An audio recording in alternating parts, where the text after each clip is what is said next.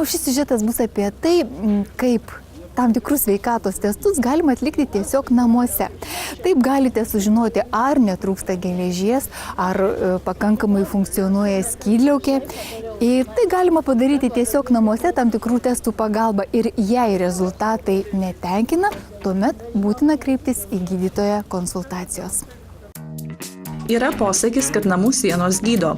Tačiau jos gali padėti ne tik gydant ligą, bet ir ją diagnozuojant. Dabar net neiškėlus kojos iš namų galima sužinoti tam tikras diagnozes.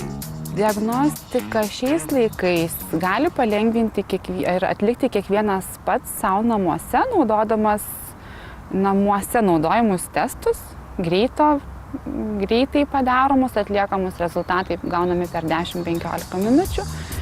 Nereikia jokių papildomų įgūdžių ar išmokymo tai daryti ir tuos testus gali įsigyti vaistinėse.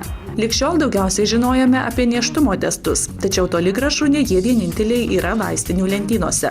Dabar tų testų yra tikrai daug ir, sakykime, vienas iš jų labai aktualus pavasarį yra alergijos nustatymo testas, Allergy Check, kuris nustato kraujyje esančius imunoglobulinus E, jų kiekis padidėja esant alergijoms. Kitas testas yra skydliaukės funkcijai vertinti, tai yra Thyro Check. Irgi labai dažnai reikalingas atlikti, nes nusiskundimai sergant hipotireozė yra labai įvairūs, jų yra daug. Ir dažnas juos jaučia ir vis galvoja, kad galbūt tai yra su skydliaukė netvarkoj. Dar yra testas FerriCheck, kuris nustato feritino kiekį kraujyje, kurios sumažėja esant mažakraujystei. Ir jeigu artimiesiems ar draugams atrodo, kad esate labai žiblyškės, nebūtina bėgti pas gydytoją, galite namie pasitikrinti geležies kiekį kraujyje ir nustatyti, ar yra jums mažakraujystė. Dar vienas svarbus testas, šis yra vyrams daugiau pritaikytas, kurie taip pat retai savo norą eina pas gydytojus, tai yra ProstaCheck, kuris nustato PSA, prostatos specifinio antigeno kiekį kraujyje. Ir kai jo yra daugiau kaip 4 mikrogramai mililitre, tas testas rodo teigiamas ir tuomet jau reikėtų apsilankyti pas specialistą, gavus šeimos gydytojo siuntimą. tą tyrimą reikėtų atlikti bent kartą per metus nuo 50 metų amžiaus. Be gydytojos paminėtų testų dar verta įsidėmėti, jog yra testas Laimo ligai nustatyti. Tai itin aktuali šio metų laiko problema, kaip ir stabligė.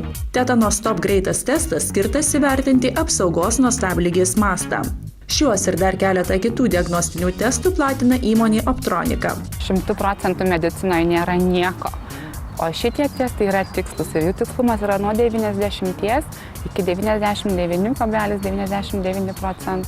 Privalumai yra tokie, kad tą testą atlieki namie, tau patogioje vietoje, tau patogiu metu. Tai yra ir anonimiška, ir patogu fizinė prasme. Testo, kaip minėjau, atsakymai gaunami labai greitai, tai yra 10-15 minučių. Nereikia papildomų jokių priemonių ir įgūdžių.